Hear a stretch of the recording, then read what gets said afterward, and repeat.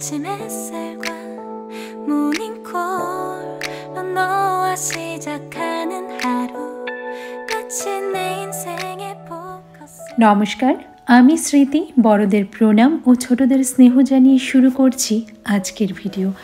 আশা করি সকলে খুব ভালো আছো, আর তোমাদের ভালোবাসায় আমিও ভীষণ ভালো আছি।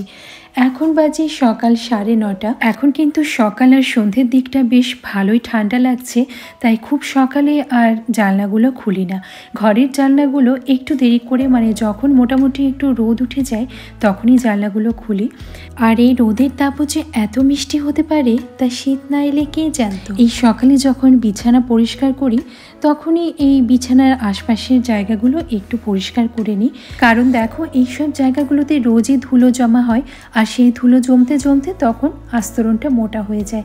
তো রোজই যদি আমরা একটু করে পরিষ্কার করে নিই তাহলে দেখতেও পরিষ্কার লাগে, নোংরা থাকে না জায়গাটা। যেহেতু ছেলে সকালে উঠে পড়াশোনা করে তাই ওর ঘরটা আর সকাল সকাল পরিষ্কার করা হয় না। ও যখন স্কুলে যাওয়ার জন্য রেডি হয় তখন আমি ওর ঘরটা এরকম একটু পরিষ্কার করে নিই। আর এদিকে সবজি বাজার সকালেই চলে এসেছে, কিন্তু আমি সময়ের অভাবের জন্য এখনও গুছিয়ে উঠতে পারিনি।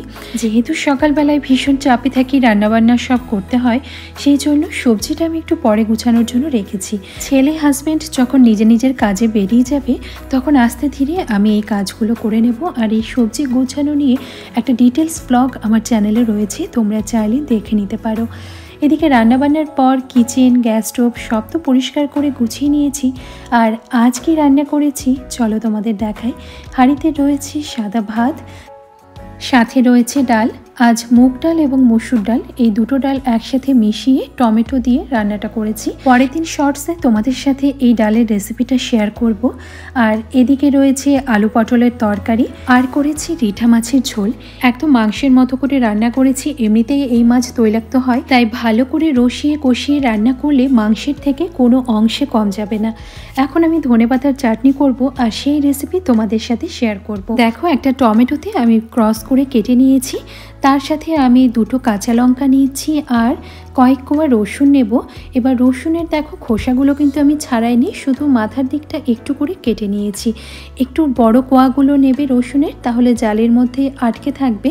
আর তা না হলে তোমাদের কাছে যদি ওই পাতলা লোহার শিকগুলো থাকে সেটার মধ্যে রসুনগুলো গেঁথেও কিন্তু পুড়িয়ে নিতে পারো। এবার লো ফ্লেমে এই সব কিছু একটু হালকা হালকা করে পুড়িয়ে নেব। রসুন এবং লঙ্কা দুটো মোটামুটি পুড়িয়ে নিয়েছি, আর রসুনের খোসাগুলো খুব সুন্দর ছেড়ে যাবে, আর সেই জন্যই মাথার দিকটা একটু করে কেটে নিয়েছিলাম। তো রসুনের খোসাটা ছাড়িয়ে নিয়ে আর লঙ্কার বোটাগুলো ফেলে দিচ্ছি।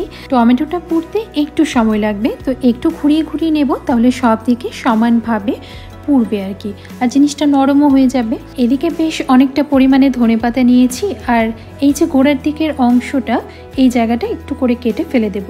ডাঁটগুলো কিন্তু কাটবো না, কারণ ধনেপাতার যে ফ্লেভার সেটা পাতার থেকে এই ডাঁটের মধ্যে বেশি পরিমাণে থাকে, তাই জন্য ডাঁটাগুলো ফেলবো না। নিচের একদম গোড়ার অংশটা একটু করে কেটে ফেলে দিয়েছি। এবার রাফলি চপ করে নিচ্ছি, কারণ এর পেস্ট তৈরি করব, খুব মিহি করে কুচোনোর প্রয়োজন নেই। এদিকে দেখো টমেটোটাও পুরানো হয়ে গেছে। তো টমেটোর উপরে এই যে কাঠটা লাগিয়েছি এর কারণে দেখো খোসাটা খুব সুন্দর একদম ছাড়িয়ে যাবে। যেহেতু খুব গরম রয়েছে তাই আমি চাকুটা দিয়েই একটু কেটে নিচ্ছি, যাতে গরম ভাবটা বেরিয়ে যাবে। আর টমেটোর যে মাথার দিকের অংশটা সেটা একটু কেটে ফেলে দিচ্ছি।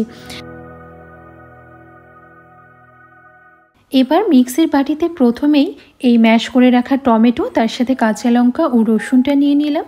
এবার কেটে রাখা ধনেপাতাগুলো নিয়ে নিচ্ছি।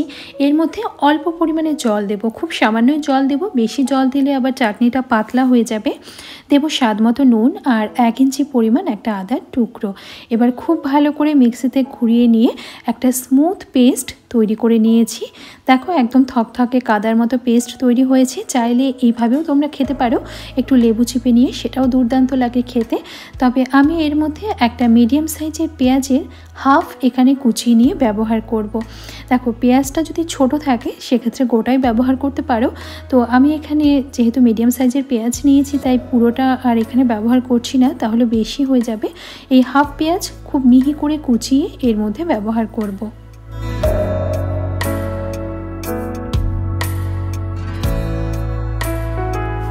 একদম সিম্পল কিন্তু দারুণ টেস্টি এই ধনেপাতার চাটনি শুধু ভাতের সাথে নয়, রুটি পরোটার সাথে, এমনকি বাড়িতে যদি বার্গার বানাও তার চাটনি হিসাবেও এটি তোমরা ব্যবহার করতে পারো, কিংবা স্যান্ডউইচে দারুণ লাগবে খেতে। এদিকে রান্নার সময় যে মশলার কৌটোগুলো ব্যবহার হয় সেগুলোতে তো রোজ হাত পড়ে এবং দিনের মধ্যে বেশ কয়েকবার করে সেই কৌটোগুলোর মধ্যে হাত পড়ে, তো স্বাভাবিকভাবেই কৌটোগুলো নোংরা হয়। আমি চেষ্টা করি যখনই মশলাগুলো শেষ হয়ে যায় কৌটোগুলো বেশ ভালো করে পরিষ্কার করে ধুয়ে শুকিয়ে তারপর তার মধ্যে মশলা ভরতে। তবে সব সময় সেটা সম্ভব না হলেও মাঝে মধ্যে এই কাজটা আমি করে নিই। আর বেশি নোংরা হয়ে গেলে দেখবে চিটচিটে হয়ে যায়, তখন আবার গরম জল দিয়ে পরিষ্কার করতে হয়। তাই যখনই মশলাগুলো শেষ হয়ে যায় নতুন করে ভরার আগে আমি একবার ভালো করে ধুয়ে নিই, তাহলে সেই তেল চিটচিটে ব্যাপারটাও হয় না আর কৌটোগুলো বেশ অনেক দিন পর্যন্ত ভালো থাকে। আর এটা হচ্ছে হলুদের কৌটো। আমি জানি না কি কারণে এই যে হলুদের দাগটা এর মধ্যে পড়েছে না, এটা কিছুতেই ওঠে না। আমি অনেক রকমভাবেই তোলার চেষ্টা করেছি কিন্তু এটা ওঠে না, দাগটা স্থায়ীভাবে থেকে গেছে। সকালে রান্নার সময় মিক্সির বাটিগুলো ব্যবহার হয়েছিল, সেগুলো ধুয়ে আমি একটু রোদে দিয়ে রাখি, তাহলে এর ভেতরে মশলার গন্ধটা আর থাকে না। ওগুলো তুলে নিয়ে এখন যেগুলো পরিষ্কার করলাম সেগুলো একটু রোদে দিয়ে শুকিয়ে নেব।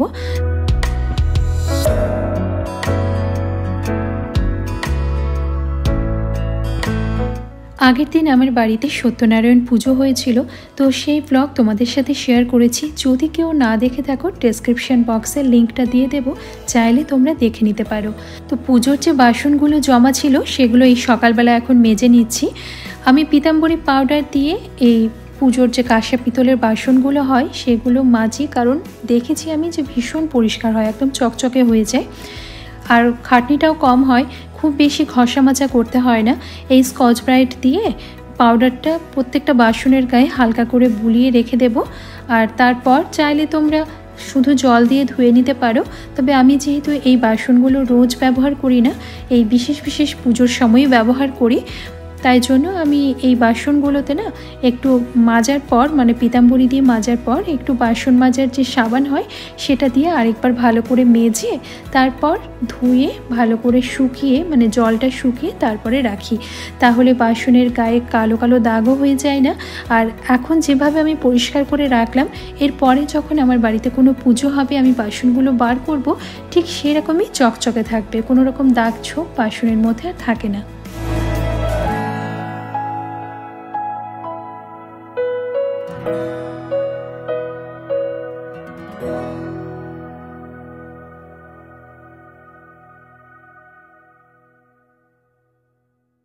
সবগুলো বাসন মেজে ধুয়ে এখানে জল ঝরানোর জন্য রেখে দিয়েছি। বারান্দার এই দরজাটা খুলে রেখেছি, খুব সুন্দর রোদ আসছে, তো রোদে বাসনগুলোর জলও শুকিয়ে যাবে। তো ততক্ষণে যে কৌটোগুলো আমি ধুয়ে রেখেছিলাম মশলার সেগুলো শুকিয়ে গেছে। যে কৌটোতে যে মশলাগুলো রাখি সেগুলো ভরে এখনই রেখে দেব, তাহলে এরপর যখন আমি রান্নাঘরে রান্নার কাজ করব আমার সেই মশলা ভরা নিয়ে তাড়াহুড়োটা লাগবে না। আর এই যে কৌটোগুলোতে আমি মশলা এখন রাখছি, এইগুলো তোমরা দেখেই বুঝতে পারছো এগুলো কফির কৌটো, কিন্তু এয়ারটাইট এবং কাচের কন্টেনার এগুলো, সেই জন্য আমি এই কৌটোগুলো ফেলি না। আর তাছাড়া দেখতে তো খারাপ লাগছে না, বলো তোমরাই বলো, দেখতে তো বেশ ভালোই লাগছে মশলাগুলো রেখে, সেই জন্য আমি এর মধ্যেই মশলা রাখি। আর এয়ারটাইট হওয়ার কারণে মশলাগুলো বহুদিন পর্যন্ত ভালো থাকে, একদম ওই স্যাঁতস্যাঁতে বা জলে হয়ে যায় না। আজ কয়েকটা কৌটো পরিষ্কার করেছি কারণ তার মশলাগুলো আজকেই শেষ হয়েছে, সেরকমই কালকেও কয়েকটা কৌটো পরিষ্কার করেছি কারণ তার মশলাগুলো কালকে শেষ হয়েছিল। এইভাবেই আজকাল মিলিয়ে যে কটা কৌটোই আছে সবটির মধ্যে যা যা মশলা আমি রাখি সেগুলো ভরে যেভাবে গুছিয়ে রাখি ঠিক সেভাবেই গুছিয়ে রাখবো।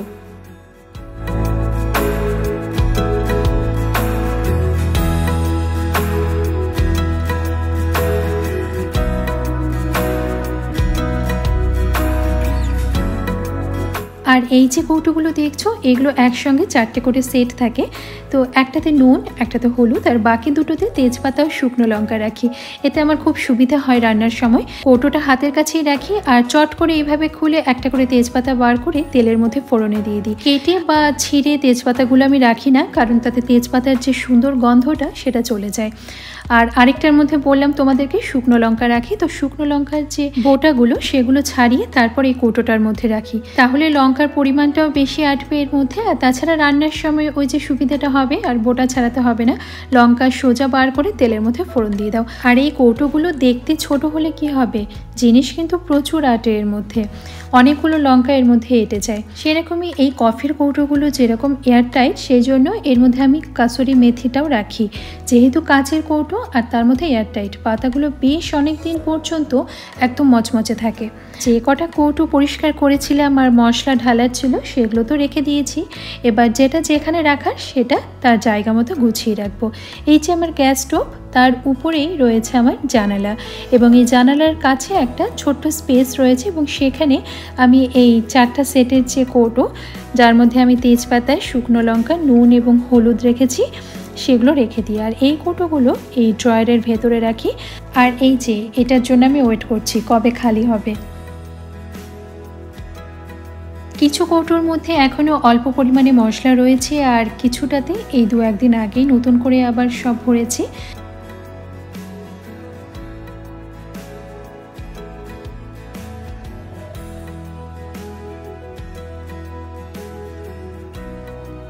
এই কাজটাই বা ফেলে রাখি কেন, লাঞ্চের পর হাতে কিছুটা সময় রয়েছে, তো সেই সময় ঠাকুরের যে বাসনগুলো মেজে শুকোনোর জন্য রেখেছিলাম সেগুলো ভালো করে এবার প্যাকেট করে জায়গা মতো রেখে দেবো।